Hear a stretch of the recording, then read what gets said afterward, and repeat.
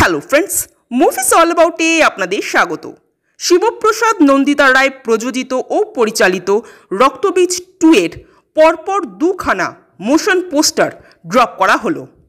প্রথম পোস্টারে আমরা পঙ্কজ সিনহা অর্থাৎ আবির চ্যাটার্জিকে দেখতে পাচ্ছি হাতে পিস্তল নিয়ে। দ্বিতীয় পোস্টারে দেখতে পাচ্ছি সংযুক্তা মিত্র অর্থাৎ মিমি চক্রবর্তীকে, তারও হাতে রয়েছে পিস্তল। এই দুজনকেই কিন্তু দেখতে দারুণ লাগছে, এদের ফেশিয়াল এক্সপ্রেশন মারাত্মক লাগছে। এবারের গল্পে ইন্ডিয়া বাংলাদেশের একটা সংঘাত দেখা যেতে পারে। পোস্টারে আপনারা খেয়াল করুন, একটা বর্ডার লাইন দেখানো হয়েছে, যার এক প্রান্তে ইন্ডিয়া ও অপর প্রান্তে বাংলাদেশকে চিহ্নিত করা হয়েছে।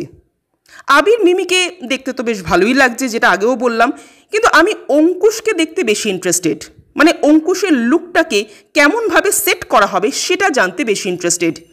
অঙ্কুশকে রক্তবীজ পার্ট 1-এ আমরা যেরকম দেখেছি, এবারেও কি তার লুকটা সেমই থাকবে নাকি তাতে কিছু চেঞ্জ আনা হবে, সেটাই এখন দেখার।